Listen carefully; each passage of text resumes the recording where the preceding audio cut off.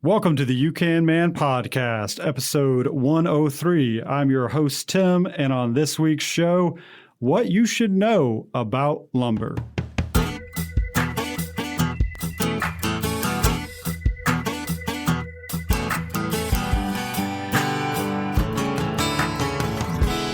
Hey guys, welcome back to the You Can Man podcast, where we believe what one man can do, you can do as well, but you gotta have help from your friends and the proper know-how. Guys, I've been meaning to do a show on lumber for quite some time now and finally getting around to it because I've got an expert in the field, Bert Scarborough from Peach State Lumber in Kennesaw, Georgia. He is here in studio with us. Bert, say hello. Hello. And he is got decades of experience in the lumber industry and was around, I think, when Peach State Lumber even started. You guys may have heard us mention Peach State Lumber. I know we've got lots of guys from all over the country to listen to the show, but a lot of our listenership is in the metro Atlanta area. And so we've talked about Peach State before. I think even a prior guest that we had on buys a lot of his lumber, hardwood from Peach State Lumber. I have personally purchased stuff from Peach State Lumber. And so I reached out to Bert. And he's going to come on and talk about, so it's kind of twofold, this show. We're going to talk about, basically like walking into a lumber yard for the first time, and you may feel completely overwhelmed like I did. And so Bert's going to walk us through what in the world does it mean for to buy something by a board foot and all this stuff. Because at one point in time, I didn't know what in the world that meant. And just all the different, maybe we'll get into some of the different species of wood they offer and that sort of thing, and how they work with a lot of woodworkers. But also, I want to get into talking about pricing, and Bert's got crazy amounts of experience in the pricing lumber industry, and so we're going to get to that as well. So, Bert, we always like to ask our guests, where are you on the DIY scale? So it's going to be like 1 to 10. 1 being I've never picked up a hammer in my life, which is not going to be you. I already know that. Or 10 being, I just built a house last week or something. Where are you at on that DIY scale? I think realistically, in my mind, I think I'm an 8 or a 9, but compared to my customers, I'm probably around a 4 or 5. Okay. I'm not scared to take on a project, and they're usually bigger than I should, and I end up asking for help quite a bit on a lot of them. Okay, well, that's perfect You Can Man spirit, because you got to ask for help. You got to have help from your friends, and so I like that. Yeah, Bert and I were talking before we recorded. He was just telling me about a lot of the projects that he's done and the mishaps that he's done. I'm like, yep, right there with you. I actually showed him the bookshelves that I made out of the plywood that I got at Peach State. And so, we're just talking about all the projects that we do. And, just being in the lumber industry, I know you're all into woodworking and stuff, but it sounds like you deal with a lot of people that have a lot more skills sometimes than you, but you're learning from them all the time. But how much woodworking are you getting into personally? I try to do it quite a bit. I've gone everywhere from little basic pieces of furniture, from side tables to coffee tables to I've actually just finished building a Ipe deck that really went out of control, and I'm still finishing it up 3 years later. So I do take advantage, of course, of the hardwood right at my fingertips using. I've enjoyed it and always have my whole life. Even as a young boy growing up, for Christmases and birthdays, I wanted 2x4s and hammers and saws and nails. So it's kind of come naturally to me. Okay. Well, let's start by talking about your background, how in the world you got into the lumber industry. Kind of an interesting turn of fate, I would say, and it really suits me well, and I think it couldn't have asked for a better plan how it worked out. But early on, like I said, growing up, we were always building tree houses and forts and stuff like that. So the wood itself was always something I admired and looked forward to doing. And I was working at Kmart, of all places. Okay. With my now wife, and we were out in the garden department, and I worked in the sporting goods department. So she worked there too? Yes. Okay. And we really weren't dating at the time. I knew how to drive a forklift from Kmart, Okay. and he was opening the lumberyard at our first location at the old post office in Kennesaw, which now Your now father-in-law. correct. Okay. And I think he kind of felt sorry for me and needed someone to drive a forklift. Actually, it was my mother-in-law, I believe, wanted me to clear the kudzu on the parking lot was my first job. Okay. And that's kind of how I got started at Peach State. And I enjoyed it from day one, from the planer being delivered to this day. I remember the first load of lumber we got in was a load of poplar. And me and my father-in-law struggled to try to figure out how to drive the forklift to unload the truck that came in. And you're like, step aside, I got this. No, the forklift was a little bigger than the one I used at Kmart. Okay, So it was a little much for me. So that's gotta be funny when people are like, well, where'd y'all meet? Kmart. Yeah, absolutely. The Kmart Garden Department. And All and to right. be more specific, we really met is she got robbed out there. Okay. And Kmart, I was a bigger guy going on to college, and they wanted to put me out there thinking no one was going to rob her if there was a big guy out there. Okay. So that's kind of how we Oh, ended up she meeting. had previously gotten robbed out there. Correct. And then they're like, we need a big dude out there to protect the garden department. Correct. And I was really quick to tell Kmart, I'm not your guy. Someone comes in to rob it, I'll give it to them. So Oh, that's hilarious. Okay. Romance started at the Kmart Garden Center, and then your then future wife, her dad is in the lumber industry, and he starts Peach State Lumber. You start working there, and one thing leads to the other, and that's what you've been doing ever since. So talk to us. So you're I kind of had some twists and turns in there. One is I went away to college in West Virginia at Marshall University. okay. Like every good college football player, I played football at Marshall, which I enjoyed. And I always thought that, as every college player thinks, you can't do it without thinking of the ultimate goal, making it to the NFL. So I was Right. really focused on that. Marshall being in the state of West Virginia really, to this day, has really helped me in the lumber business.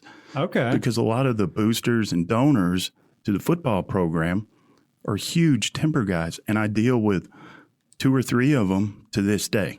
Okay. So you made some vital connections, is what you're saying, in college then By accident. by accident. Yeah. Okay. I didn't even know who they were at the time. You got to remember, I was clearing parking lots with a sling blade and Right. driving a forklift in the lumber business, but I was focused. I thought I was going to be in the NFL. So the people I were meeting, I wasn't really, thinking, hey, they're, timber guys. I might need to know them. Okay, so prior to college, you're working at the lumber yard. It's just kind of like a part-time gig. Like, this is what I'm just doing to make a little money. So you weren't thinking, I'm going to get into this full time. Well, I really, really enjoyed it because I could, as we started hiring people, the guys I was working with, they're kind of a rougher group, to put it nicely. So the language was a little bit touchy. And right. I can imagine a lumber yard being like that. it's pretty bad. In fact, I'm wondering about my future father-in-law. He had me working back at the planer with guys that very questionable morals. I don't know if that was a good thing or bad thing, but it all worked out. And I really enjoyed that type of environment where it wasn't an office. I was outside, the machinery, the equipment, and then, of course, the lumber. That goes all the way back. I was always picking up little scraps of lumber and carrying it home and making little shelves and knickknacks and coasters and stuff like that. Okay, good deal. So then you finished up college, didn't make it into the NFL, I take it. Correct. But you came real close, though, right? I did. Real close, real close. And then you went back to Peach State, and then Not so fast. Okay. Yeah. So I finished up with college. I still had that NFL dream. Obviously, that didn't work out through little tryouts and whatnot, which is still, at the time, I was still focused. I didn't have a backup plan. And I don't think a lot of players then do because you're so focused on it. So lo and behold, I kind of find myself, I did have a business management degree from Marshall University, and I came back, and now me and my wife Sally are now seriously dating, thinking about marriage. And my now father-in-law says, "Well, what do you want to do?" "Well, I kind of like working in the lumberyard." He said, "How about we send you to lumber inspection school instead of working back at the planer and stacking, and you'll really learn the industry."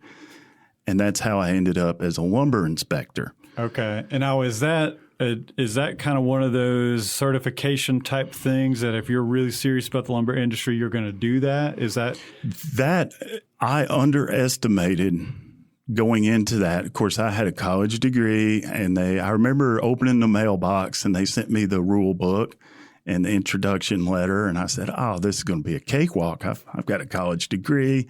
This class is nothing." I was so wrong. It was harder than any college class I've ever taken.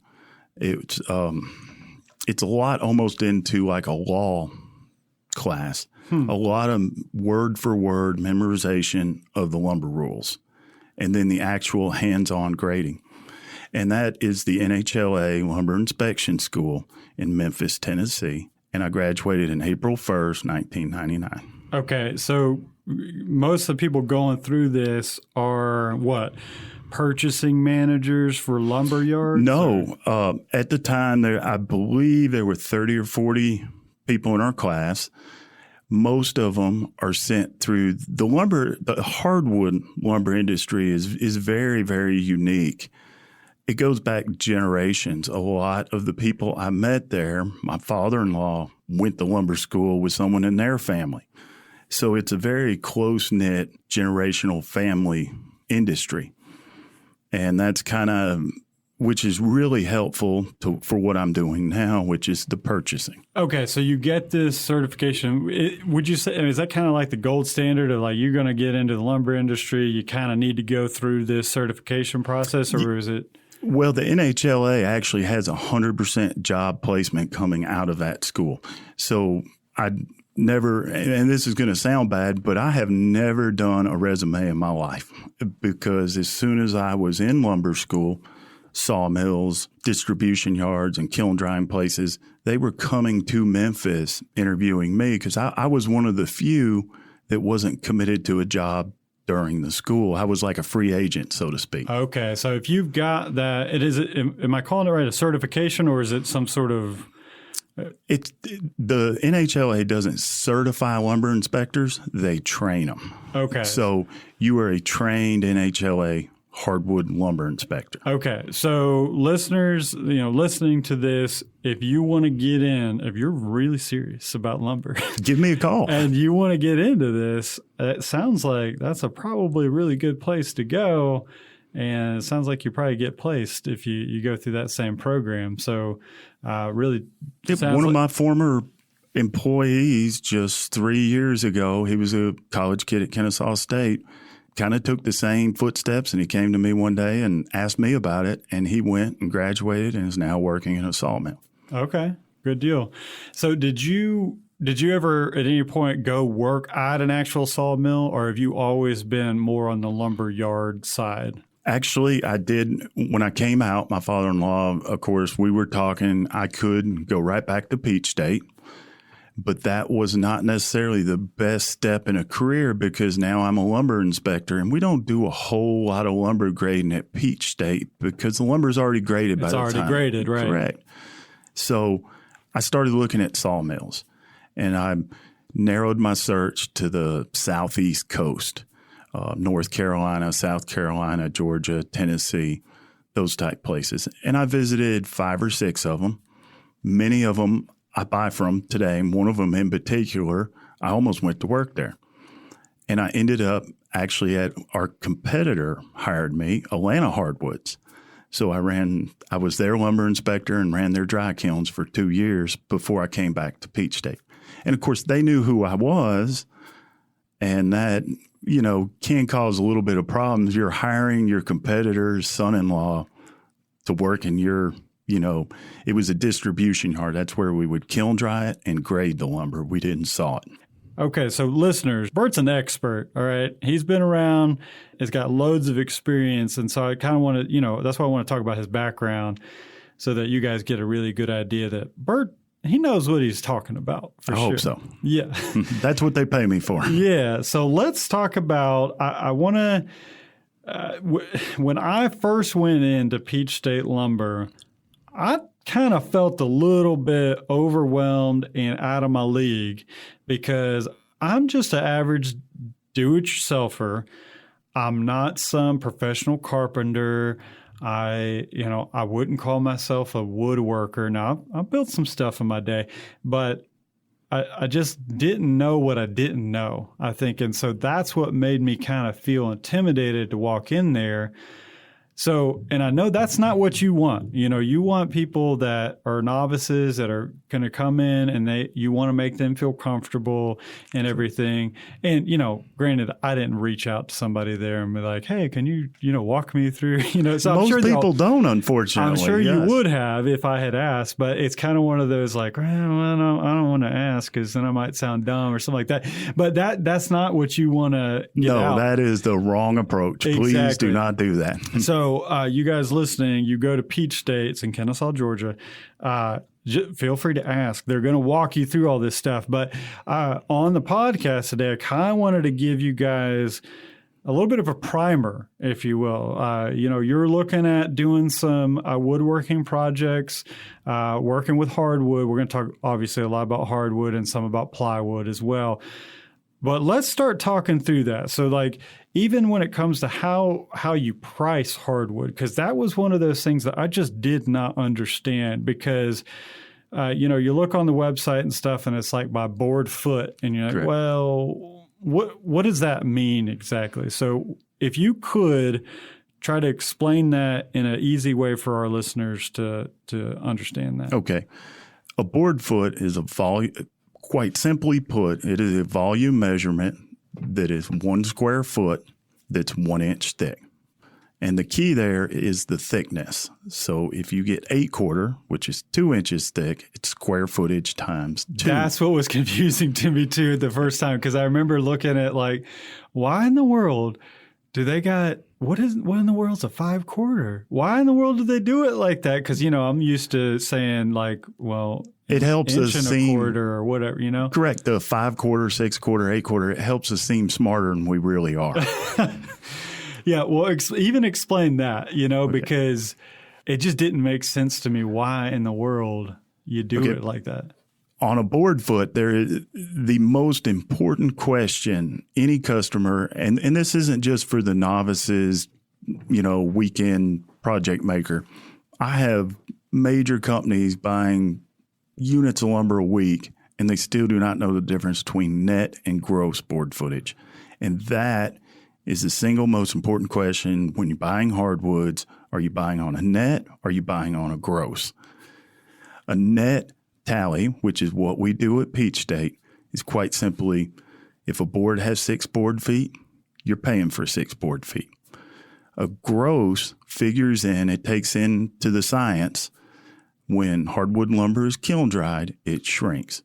And on average, it shrinks 7 to 10%. Someone has to pay for that. So you can buy on a gross, and they'll use a percentage, generally 7 or 8%, and add that to the board footage for the shrinkage.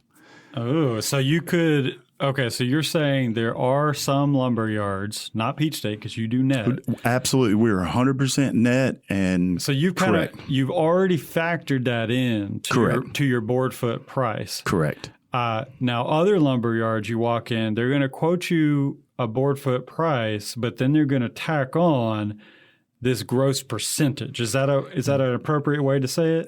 You 100% hit the nail on the head, and that is one of the things. I cannot tell you, it happens every day. Someone on the phone is, well, so-and-so is 25 cents a board foot less. And I'm like, in my mind, I'm like, okay. Are they gross or net? Well, I don't know. I didn't ask. That's got to be extremely frustrating for you. It is. It's hard for our salesmen. It's hard for me. You're choosing to do it more. The net is actually an easier process because there's no, sleight of hand or trying to hide something. It's all out on the table. Okay, this may be a horrible analogy, but maybe like buying a hamburger that's like a quarter pound hamburger. Well, it's a quarter pound before before they make it. Exactly. That is Okay. exactly right. Or it's like pumping a gallon of gas and then you go in to pay for it and they charge you $1.25 gallons for evaporation. Okay. Oh, I didn't know about that. Well, they don't do that. So you shouldn't really do that in the lumber business. I gotcha. Okay. So if you live in another part of the country, you're listening to this and you don't have the advantage of shopping at Peach State here in Kennesaw, Georgia. First question. That's got to be the first question. Wherever you go, I ask that. That is the first question I ask any sawmill I'm buying from. I need a net price. Okay.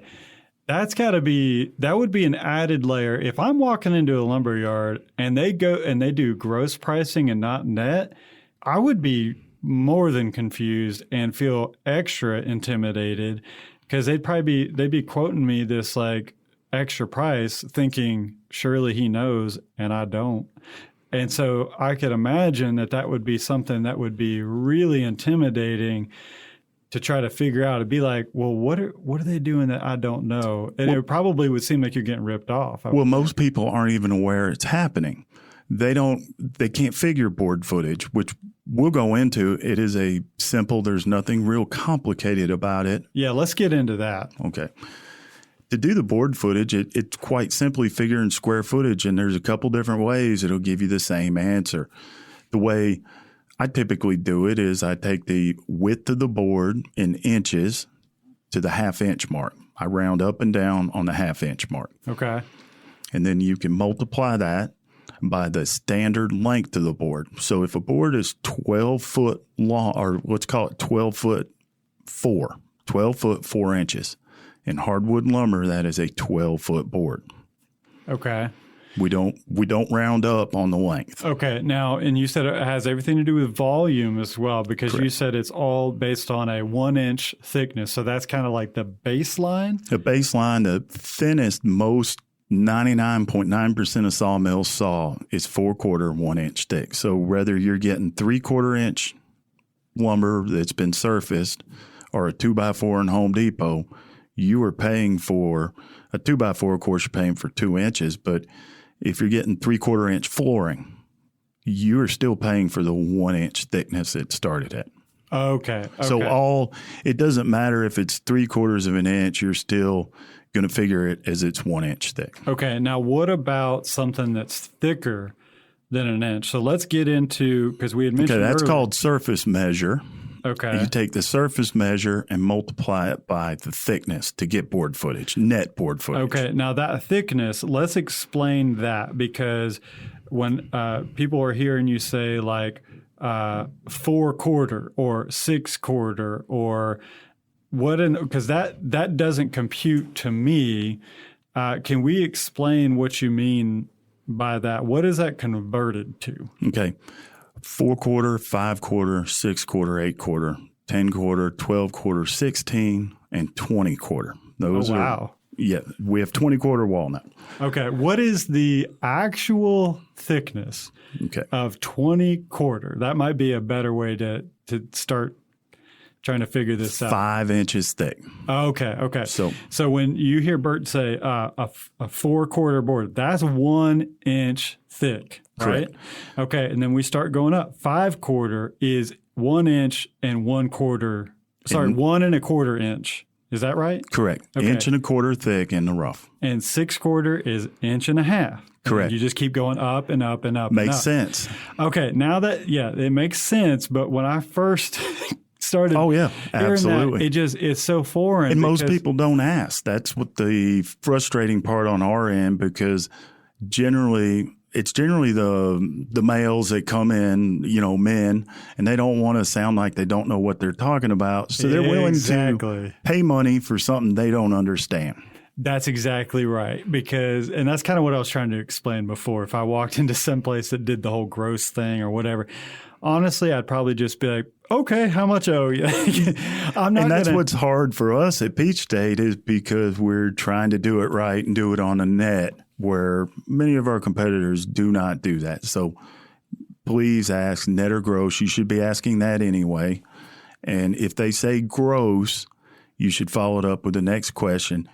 What What's your shrinkage? percentage? Correct. Okay. Now, is that percentage shrinkage? Is that the right way to say it, or Correct. just loss, whatever, evaporation? Shrinkage for Yeah, the 'cause- lumber shrinking in the dry kiln. Right. Moisture's coming out of the wood, makes sense in the drying process. Okay, got that. Does that differ depending on the species of wood and how they're pricing that? So let's say is oak 7% and then maple's 8% or what have you? Generally, yes, the lumber does vary a little bit in the amount of shrinkage. Overall, as a lumber industry, that would be extremely difficult to keep up with. So they typically stick to 1%. Now, it would be easy to say, oh, if they charge you gross, they're charging you 7 or 8%. But over the years, I have found anywhere from 7 to 12% being charged for shrinkage. So it is a vital question is, well, what are you charging in shrinkage? The typical industry standard is 7 to 8%. Okay. And I can imagine that this is probably more so a question if you're buying a lot of lumber. But even, I mean, I don't know. I mean, even if you've got if you're buying project. 20-quarter walnut in one board, that's a difference of $40, $50. So it's not, it's definitely lunch. It's definitely dinner money. So right. It's not, you multiply that throughout the day, that's quite a bit. Okay.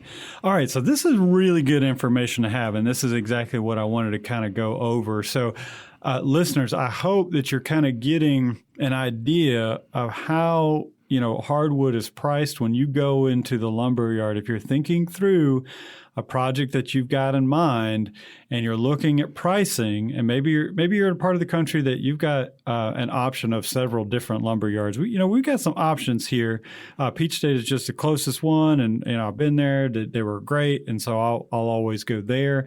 But you may have lots of different options in your area, and so what Bert's saying is you got to really dive deep into how they're pricing stuff based on this net or gross.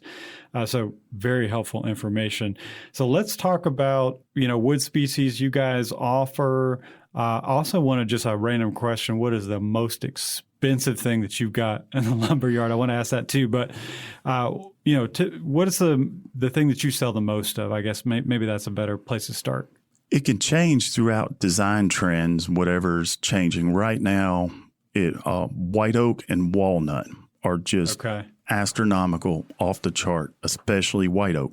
But year after year, poplar is the number one seller for volume. Okay. Poplar, easy to paint, just straight good grain. Utility wood, yes. Yeah, it's very kind of vanilla wood, Correct. It's your bread and butter. Yeah, exactly. Okay. So that's good to know. Is there any other, before we move on to start talking about pricing and all this stuff that's happened over this past, year and a half or so, any other, helpful tips that you want to pass on to people that are looking into getting into woodworking more seriously and they're visiting the lumber yard? Is there anything else you think might be good tips for them? Absolutely. Learn the salesman. Make, like you said, come in, introduce yourself, seek them out. And most lumber yards, and we're guilty of it too, although we're talking about changing that, the employees are dressed just like the customers. So it's not like going into a big box store and saying, oh, you work here, let me ask you a question. Seek them out. We can spot someone that's never been in a lumber yard a mile away. You're not going to hide it. So the best customers are the ones that just come out and say, hey, this is my first time. I've got a few questions. We will be happy to answer them. And we would rather answer them before you buy something from us instead of having you go home and then realize then you're calling us the next day thinking we did something wrong. So. Okay. So bottom line, look, guys, swallow your pride. You go into the lumber yard, just strike up a conversation with somebody that's working there. And, look, y'all listen to the UK Man podcast. You guys know this. You got to have the proper know-how and you got to have help from people. And we're big on that, And so what Bert's saying, especially at Peach State, they're going to help you through that process. And so if you got questions, ask it. And then also, Bert and I were talking, he has recently joined the UCAN Man Facebook group page. He's not on Facebook a whole lot, but if you've got a question and you want to ask it, you can ask it there, and then we'll get we'll get the question over to Bert, and he can help you out. Okay, let's get into the second big main thing I want to talk about is pricing. And what has happened over this past year and a half with lumber pricing, it has just been absolutely insane. And I had a call with Bert a couple weeks back, and he said something that was really shocking to me. And he said it has about 10% to do with COVID. And I thought that was really pretty crazy. And so I know this is a big topic, and this is not going to be an exhaustive explanation of what has happened with the lumber pricing. We're trying to just kind of give you guys a big overview of what has happened and why in the world we're seeing these outrageous prices. So, Bert, take it away. Absolutely. And if I miss something and one of the listeners have it, please put it on Facebook. I'm happy to answer it the best I can. Good. But overall, we have to back up and say hardwood lumber is priced off a market report. There's a general guideline that comes out every week that, of course, I look at as a purchaser of all the lumber species in the different regions. So hardwood lumber is broken down into southern, Appalachian, and northern regions. Okay, and we're just kind of, so we are going to get into, like 2x4s too, right? Now, I know y'all don't do, y'all are mostly like hardwood stuff at Peach State, but do y'all, sorry, I was going to ask you that too before. I should have done that much earlier. Do y'all do just regular 8-foot 2x4s or no? I'm not going to say I never will, because if I can make some money on it, I'll start carrying them. But to be honest with you, that is really we're loosely tied to the softwood industry. So 2x4s are considered softwoods. That's actually based off a commodity traded. Sure. So it's a little bit different. And the big difference between the two is softwoods, like a 2x4, from the time they saw the log to they can put it on a store shelf, is less than a week. Right. Where poplar is 30 days, and that's the quick one. Okay. White oak is about a year. Okay, so with that being said, you mostly, obviously, you're dealing with hardwood. Is what you're about to kind of go in depth about the pricing and stuff, can it be translated to the softwoods as well? Or, I mean, is there direct correlation there? Okay. A lot of the same factors that have led to the outrageous prices of CDX plywood and 2x4s and pressure treated are the same factors that pushed hardwood to where perfect. it's at. That's what I wanted to establish, because I think that most of our listeners probably are seeing these outrageous pricing, and with the projects that they're working on, probably more so with 2x4 plywood, stuff like that. Now y'all do plywood at Peach State, so you got that, but you're mostly like hardwoods. But so listeners, this does correlate with the softwoods as well, so it's not just hardwoods. But anyway, sorry, just wanted to make that point. Absolutely, that it does follow the same thing. Yes. And the softwoods generally are quicker to rise and quicker to fall. And just this week, there's a lot of reports coming out that the softwood has already started to fall. So you should be seeing that drop in price at the big box stores on the 2x4s and the decking coming up here in the next few weeks. Mm-hmm. But overall, it started years ago. This just didn't happen overnight with these prices, and it's really a supply issue. And it's almost like a perfect storm of events have come together to form the situation we're in now. It started with, of course, the growing housing market, the high demand for lumber and hardwoods, which we're tied to with cabinets and furniture and trim. And are we talking like just after the housing crash? Or are we talking even before that? Ever since the housing crash, it's kind of been on a slow trajectory upwards trend. Okay. And it's kept going. All right. So we're talking 2009, we started on the trend towards what we're seeing now. Recovery from the last housing bust, or whatever you'd like to call it. Yes. Okay.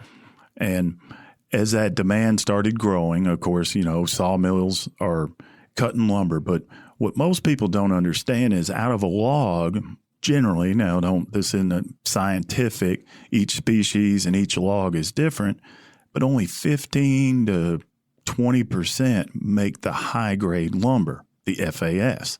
All the rest is low grade, cants, railroad ties, stuff like that. And a lot of the low grade, like 70% or so, was sold overseas, mainly to China. Okay.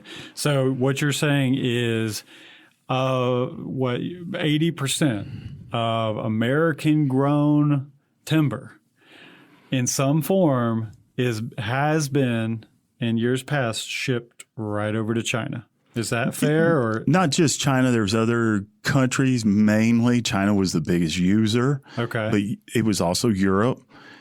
The U.S. is in a really unique position as our forest, along in particular the eastern seaboard, produce some of the finest hardwoods in the world. So they're in high demand in every country. It's the standard for hardwoods.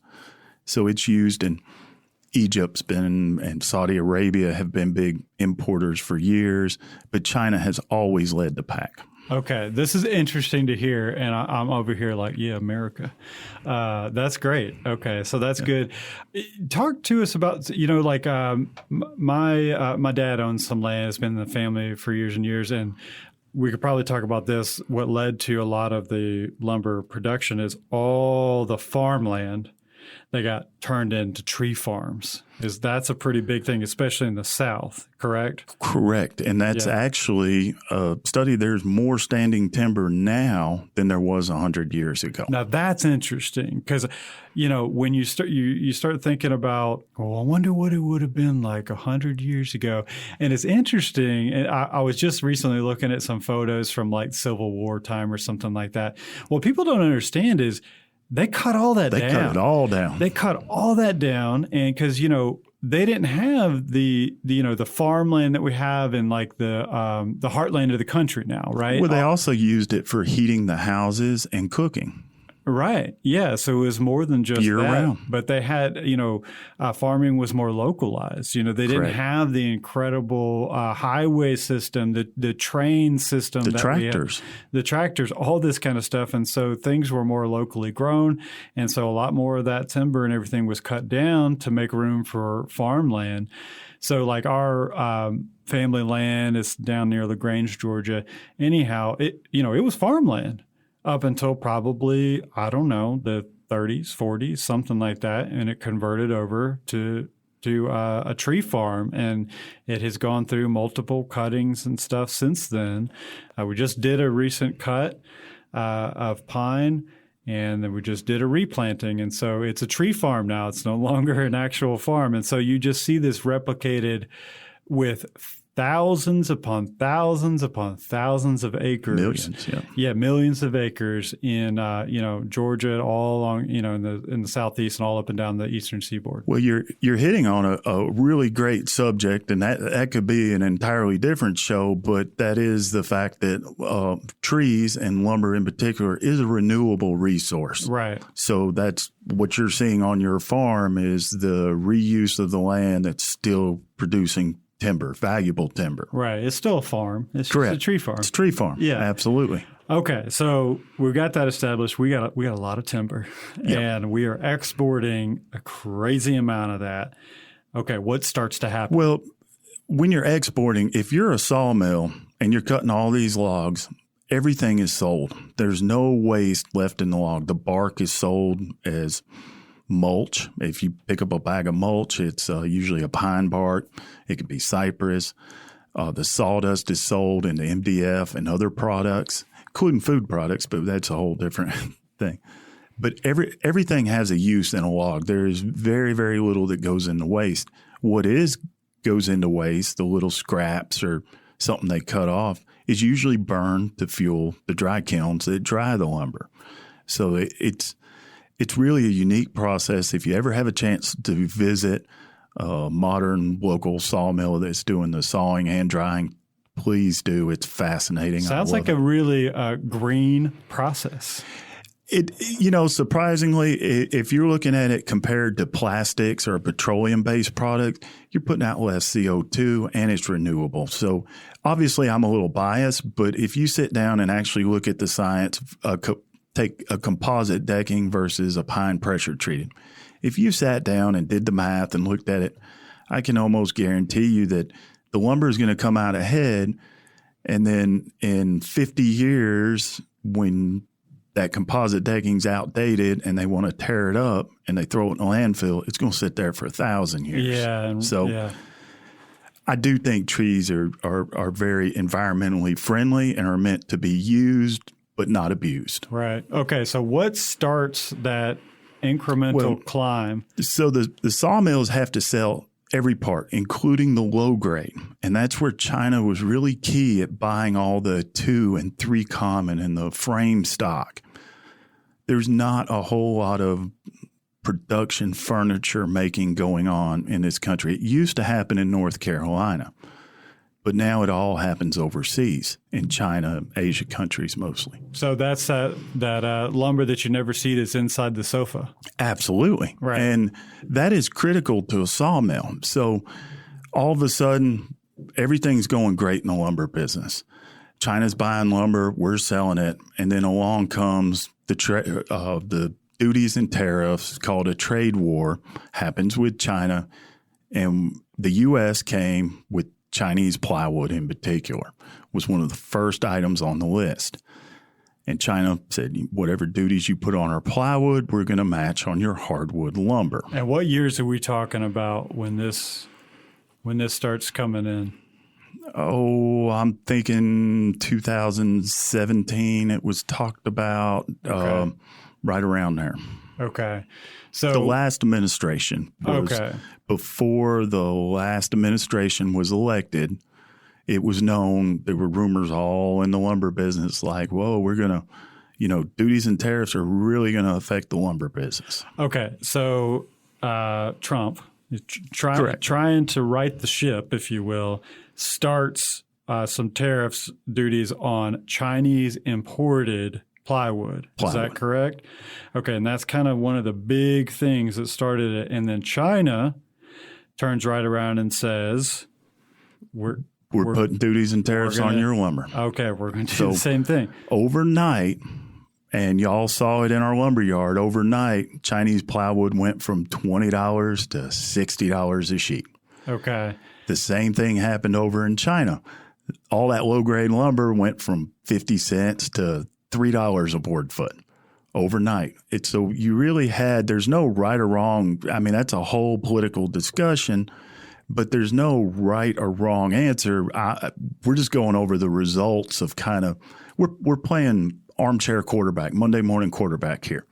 And kind of hindsight's 2020, of course. And I was buying lumber all through this. Had I known what I know now, we would have had 10 lumber yards full of lumber back then. Gotcha. So no one knew the outcome of how these tariffs were really going to play out. Correct. Neither did our government. But hindsight's 2020. I think the Chinese played a better hand, so to speak, is when this happened, they still had a high demand for lumber. They still had products they had to make and ship. They still needed hardwood lumber.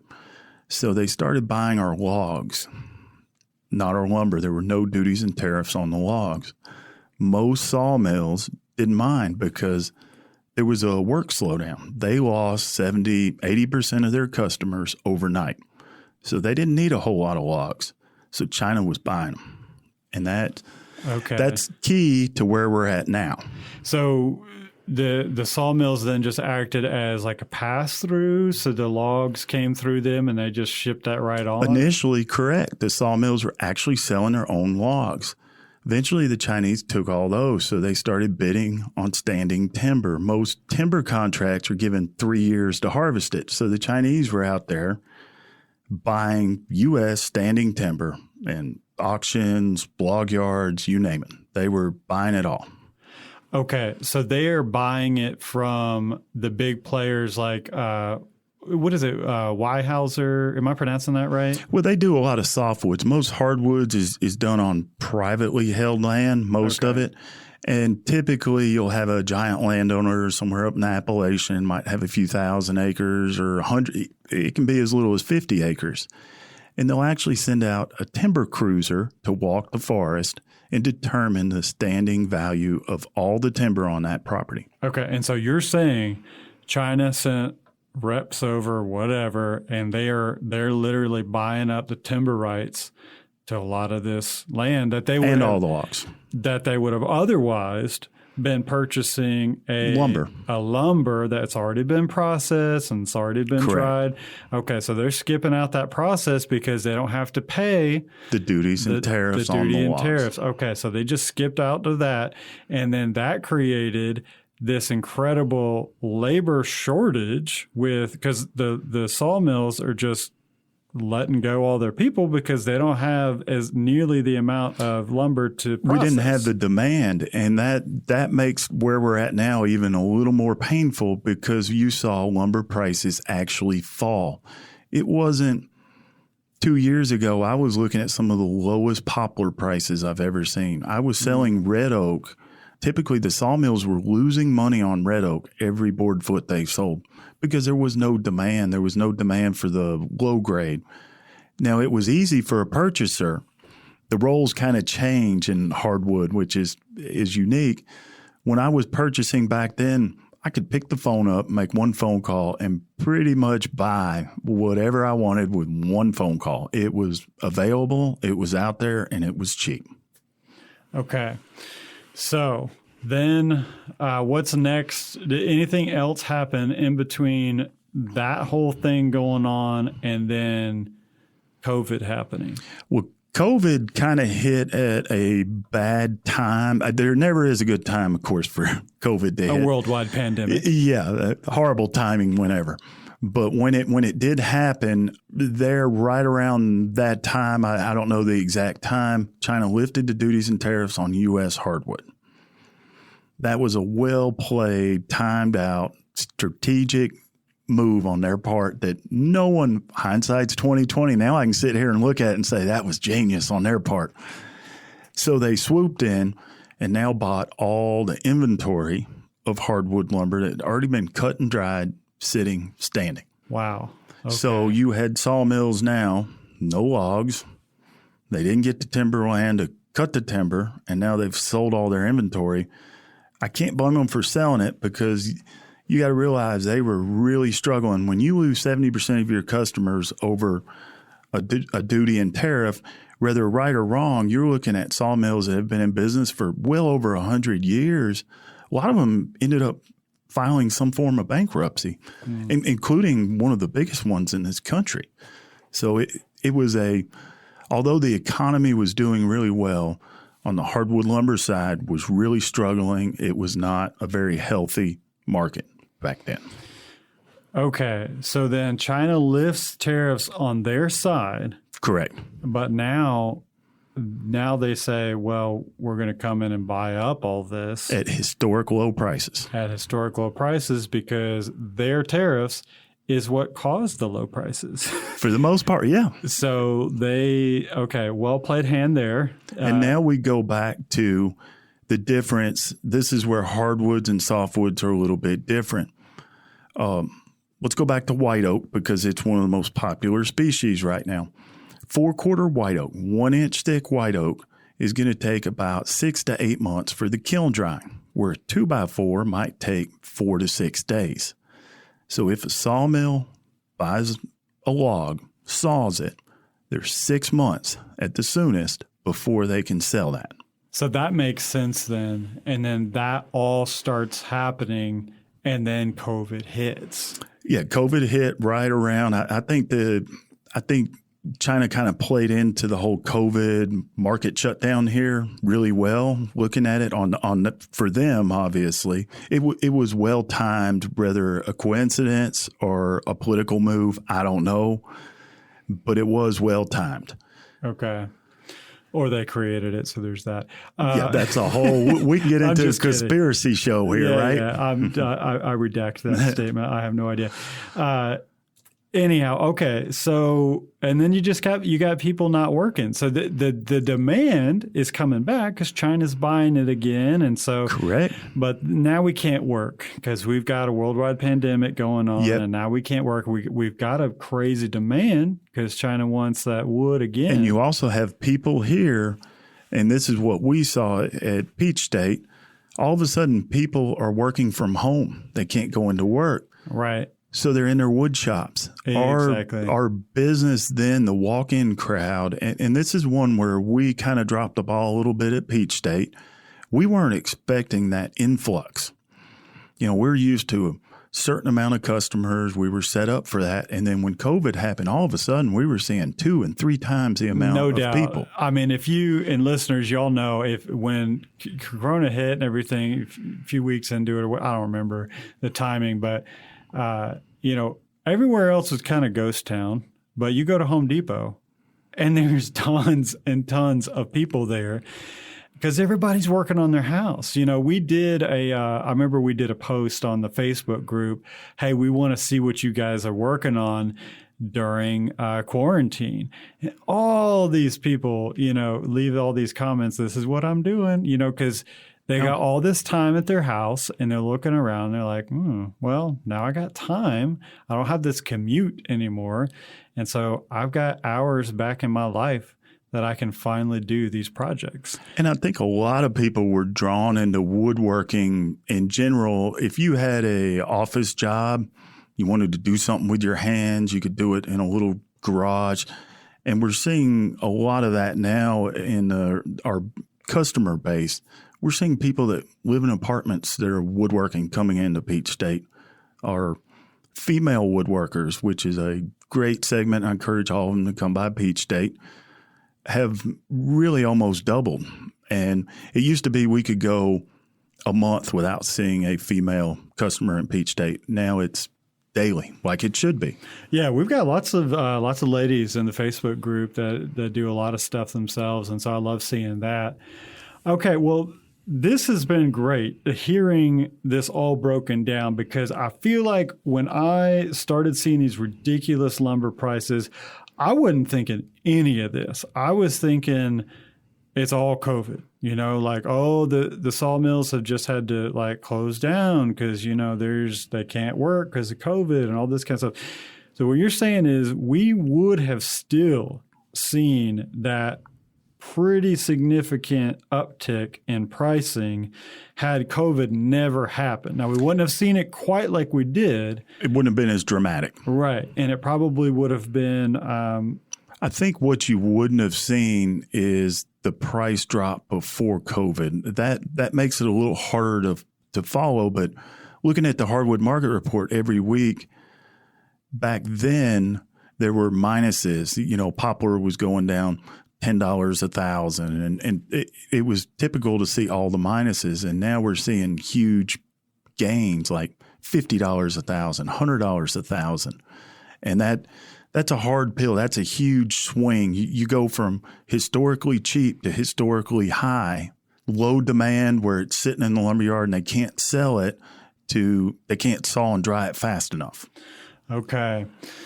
So when do you think we're really going to get out of this? Or do you think the higher prices are here to stay for a while? Well, before I answer that, there's one other factor most people aren't aware of. It's the transportation factor of lumber. Yes. And that has literally in most cases quadrupled. The same tractor trailer, most lumber in this country is moved by tractor trailer, flatbed tractor trailers. In most cases, that rate has tripled on us. So that has to be factored into the lumber at some point. What's the time around that? Like how quickly did that triple? Was that a COVID thing, or is that just something that's been... COVID sure didn't help that one either, because a lot of the goods, you had Amazon coming on really strong, hiring a lot of the over-road tractor trailer drivers, paying extremely high salaries. Walmart was another one, Home Depot. They couldn't get enough truck drivers. So there's a shortage of truck drivers. And then you had government regulations on Class A CDL truck drivers. And that plays a huge role, especially in what they call the electronic logbook. I'm sure some of your viewers are Class A CDL drivers, and they know much more about that subject than I do. But that has added a lot of cost into the transportation of lumber. Okay. And when did that start? Do you know? That started, I would say, they brought it in stages. It's in full operation now, but it probably took 5 or 6 years to get the whole program up and running. And it's basically where the government is putting tracking devices in tractor trailers, monitoring hours, the driver's driving, speed, stuff like that. And they're basically mailing them tickets for driving over hours. And now if you drive by an exit ramp and you see all those tractor trailers sitting there, when a driver gets close to hours, he's got to stop or he's going to get a ticket. So if you're moving lumber from Indiana to Georgia, it used to be a 2-day run. However, they have a lot of major cities to go through, traffic conditions. The companies have to figure, okay, now that's a 3-day run instead of 2. Okay. So all that's added in. And then you had the added cost that the truckers had to pay for this electronic logbook equipment. It's actually a computer in the truck. They have to pay for that. Okay. Weekly.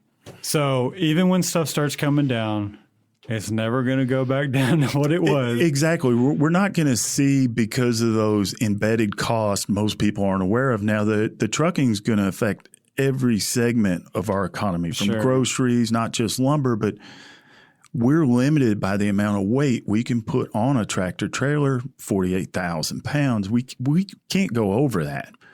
So if the cost goes up, we can't just simply add more lumber, where if you're shipping lettuce, you can add some more lettuce on that truck if it will hold it, of course. And that can offset the shipping cost. We can't generally do that in lumber. Okay. All right. So we got lots of factors at play here. It's really a complex issue. And when you start adding COVID and duties and tariffs in the mix, and then domestic shipping. Right. And we still haven't even gotten into one of the major ones, which is the international ocean freight rates. Okay. Yeah, probably can't get into we'll hold off on that one for this year. Okay. So listeners, this is not meant to be some exhaustive thing. You may have listened to some YouTube thing and they said something that we didn't mention. We get that, that's fine. But Bert's just giving you firsthand knowledge of what he's seen over the years in the lumber industry. And I really appreciate the breakdown. I have learned an incredible amount listening to Bert talk about the crazy lumber prices and what has actually impacted them. One other question about pricing, because I'll see this come up when somebody posts something about lumber and somebody will say, who's getting rich? Okay. That is not Peach State is considered a distributor. That is not Peach State. That is not the sawmill. It's not the landowner. Obviously, the sawmill has to pay more for that log, because in the hardwood market, everything goes back to the market report. There's what they call a stump price or green price, and then there's a standing timber price. All those have gone up because of the demand. So if you break it down really simply, if you're the owner of a couple hundred acres of prime white oak timber, and a sawmill really needs it, and you're not really tempted to sell at the current market price, you're going to sit back and wait. And eventually that sawmill is going to come in and make you an offer you can't refuse. They need that timber because of the huge demand. So they're paying more for the log. So yes, the landowner is getting more for it, but there's also the transportation of the logs from the forest to the sawmill. And if kiln-dried lumber is bad to transport, imagine when it weighs twice as much and it's green. Those trips add up. And then labor. This added to the cost. Obviously, not to stir any buttons, most people working in a sawmill are not, how would you say, preferred employees. Okay. That might be a good term. They're the rough and tumble. Correct. You're looking at a lot of shady past, maybe some jail history in there, or maybe a lot. But these are not ideal employees because it is a hard business. It's hot, it's heavy, it's dirty. And there's one way to do it. You're stacking lumber, you're working in a dangerous environment. So the people working there, all of a sudden, when COVID happened, a lot of them just didn't show back up to work. They were getting paid more by the government not to work than to come in. And many of the sawmills could not hire employees. They had this huge demand. They finally got the logs. Now, all of a sudden, they had no one to work in the mills. And talking to them, a lot of them went from paying $12, $15 an hour to now offering $20 an hour. What the government was paying people not to work. They just had to do it to get people to come in to work. So a lot of people say, oh, the sawmill's making a lot of money. Well, their labor cost went way up also. And then there's the labor shortage. So if they're used to working 150 men, now they have to do it with 50. Those 50 are going to, overtime is just astronomical. So it's not so much who's getting rich. It's that the cost of doing business has just skyrocketed because of lots of different factors. Is that? I think that's the best way of summing it up. I really do. I can't put my finger on it and say, oh, if we can start shipping over in Europe right away tomorrow, prices will drop by 20%. That's not going to happen. You'll see a slight drop in some species. And I can kind of give you my prediction here since that's kind of, and I've been wrong more than right, so you can take it with a grain of salt. But I think starting here in August, 1st of August, you're going to start seeing poplar drop in price a little bit. It's not going back down to where it was, but it is going to come off these historic high prices. White oak, soft maple, hard maple, and hickory, I think are going to continue to rise well into next year, next winter.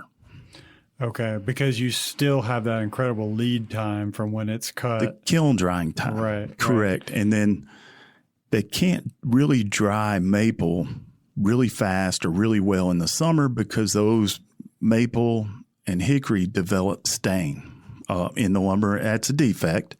So they try not to cut a whole lot of that in summer, especially down here in the warmer south. Stain can happen in one day. So if they try to avoid drying maples in the summer. Okay, so the hot temperature is going to give you more staining, is that what you're saying? Absolutely. It's the same thing you see, if you take a bite out of an apple and lay it on the counter, it's going to turn brown, kind of stain. If you put it in the refrigerator, you get a few hours longer before it stains. Lumber's the same way. It's the sugars reacting with the fungus in the air and forming stain. Okay, interesting. All right. I think there's a lot more we could go into. I'm probably going to have you back on the podcast at some point if you're willing to come on. Oh, absolutely. I've had a blast here. I've learned a lot, and hopefully there's some good questions that come in. I'll be an open book. I'm waiting for someone to ask me what I pay exactly for poplar. Yeah. I'll tell y'all. Right. And we should talk about plywood if I have you back on, because that's a whole nother thing. Oh, I've got some good stories about going overseas with that one. We could do shows about that. Yeah, because I was talking with Bert when I first contacted him, and he was saying, oh, yeah, I've been to China, been to Russia. Mexico. Yeah, and so I would love to get into some of that as well. But I think that's going to wrap up this week's show. Hopefully you guys have learned some stuff. Like Bert said, if you've got questions, just leave us, a question on the Facebook group page, and we'll make sure to get that question over to Bert and hopefully get that answered. If you're in the Metro Atlanta area, take the trip to drive up to Kennesaw and see them at Peach State Lumber. Please do. Stop in and actually ask for me if I'm there. I'd love to come out and shake your hand, and we can talk about the podcast there. And if you have a question, we'll answer it right there in the lumberyard. And if you happen to be down in the Mobile area, stop by Premier Lumber right outside Mobile in Theodore, Alabama. Yeah, that's right. And you're going to want to talk to Jeff Heineman. Is that right? Correct. He is the general manager of that yard, and we're trying to set up something very similar to Peach State down in the South Alabama region, serving all the Gulf Coast, Mississippi, Louisiana, Florida. Okay, good deal. All right, guys, that's going to do it for this week's show. Thanks so much for tuning in, and we'll catch you guys next time.